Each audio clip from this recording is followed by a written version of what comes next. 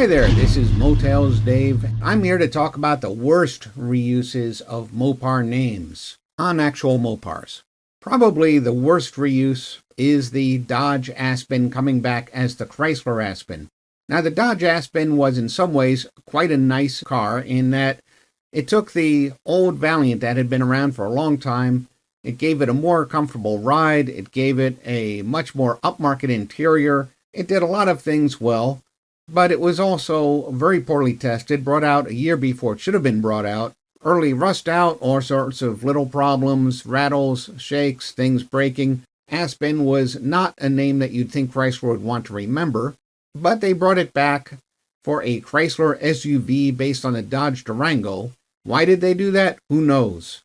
Another one, which is somewhat less awful, is the LeBaron, and here you have an imperial name for the absolute top car Chrysler could make, and you bring it down and you slap it onto a version of the Aspen and Volare. The first compact Chrysler was the Chrysler LeBaron, and that was the name taken not so long ago from the Imperial, the Hornet. So we have the famous Hudson Hornet. This is a full-size luxury car with a really hot six-cylinder engine, a straight six. And the big thing about that was that they had a dual carburetor option with two-barrel carburetors, and they really optimized that engine for power. And the Hornet went out and it dominated NASCAR for a while, as shown in the movie Cars from Pixar. And how did it come back? Well, it came back first on an economy car, the AMC Hornet.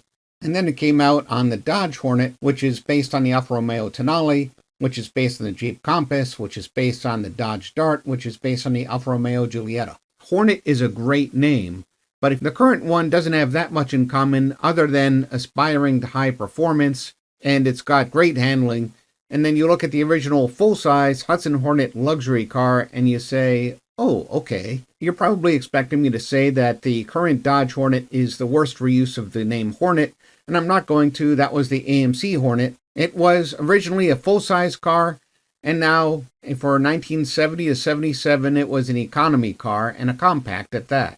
They sold the Hornet for less than $2,000, and let buyers choose two six-cylinders, a 199 or 232, and the 232 had an optional two-barrel that brought it to 155 brake horsepower, which would be roughly 100 net horsepower.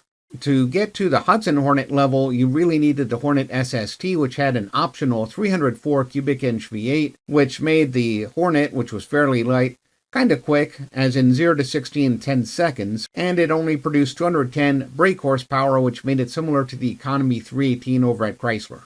But it was really an economy car, not a sports car or luxury car. We have the Dodge Stealth. And that was a rebadged Mitsubishi. It was a true sports car, quite expensive, quite powerful if you got the turbo version. Not so much if you got the regular V6. Still pretty quick for the standards of the day. And they're talking about bringing that back as an all-electric Chrysler crossover. One which I think a lot of auto writers would bring up is the Dodge Challenger, the fire-breathing muscle car that was designed to be a fire-breathing muscle car. From the start, it was engineered to accommodate the biggest, most powerful engines Chrysler had. And today, they're quite valuable. The 70 to 74 Challenger, which is very similar to the 70 to 74 Barracuda, they did not sell well at all. And eventually, they came back as a Mitsubishi, a compact Mitsubishi, a compact four-cylinder Mitsubishi. Now, they were pretty quick for their time, but still, slapping on the Dodge Challenger name to those Mitsubishis was maybe not the best decision that they ever made. Next up, as long as we're talking about muscle, let's talk about the Charger. This beautiful intermediate or mid-size sports car, always a two-door, very beautifully styled, very, very popular for a while. And what do they do with them? Well, they run out of money for a separate body. So they slapped a nameplate onto the Chrysler Cordoba. And there were precious few differences from the outside between a Cordoba and a Charger SE. And then, just to make sure, they took the Charger SE when that was done, when that had run its unpopular course, they eventually stuck the Charger name onto a 2.2-liter version of the Dodge Omni spinoff, the 024. Let's go back even further. The worst reuse of a name was Chrysler, when they applied it to the old Maxwell. Because here you have this really revolutionary, advanced new Chrysler car. Well, maybe not revolutionary, but definitely a major step of evolution. And what do? They say, oh, you know that old Maxwell that's been limping along that we've basically fixed up as well as we can? The one that has mechanical brakes and a kind of primitive engine that we didn't design? Let's slap the Chrysler name onto it. They did that in mid-1925, and by 1927 they decided, oops, that was a bad idea. And so for 1928, the Plymouth was born. The Plymouth was just another evolution of the Chrysler 4, which was an evolution of the Maxwell, and that took this low-price car away from Chrysler. All right, now some people are also going to come out and say that the Dodge Dart was a muscle car, which I guess it was if you got the Dart Sport with the 340, but the vast majority were Slant 6 economy cars. There are just so many Slant 6 darts made and so few high-performance darts of any kind, 383 engine, 340 engine, whatever. So not really thought of as a muscle car primarily then. It was an economy car. So I'm not going to really keep it in the running for worst reuse when we talk about the 2013 Dodge Dart, because that was really following in the original's footsteps to a large degree. It was a slightly larger than most compact car. It had engines that were in line with the competition. It was basically in the same category as the original Dart. And if they had made an SRT version, then it would have been a really good reuse of the name because, yeah, no rear-wheel drive, I get it. But it was still the same class of car with different technologies. New Yorker, I'm not so sure about. The E-Class New Yorker really doesn't come close to the old R-Body New Yorker or the C-Body New Yorker.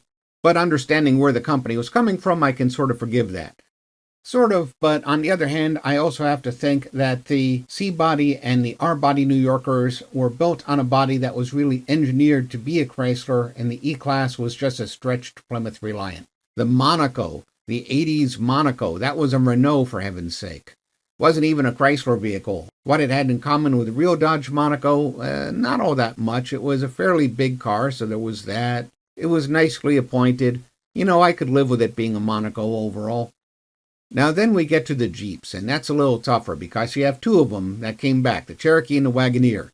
Original XJ Cherokee, way ahead of everybody else in terms of general design and some of the technologies. It was just an amazing vehicle. It was a once-in-a-lifetime achievement, just unbelievable.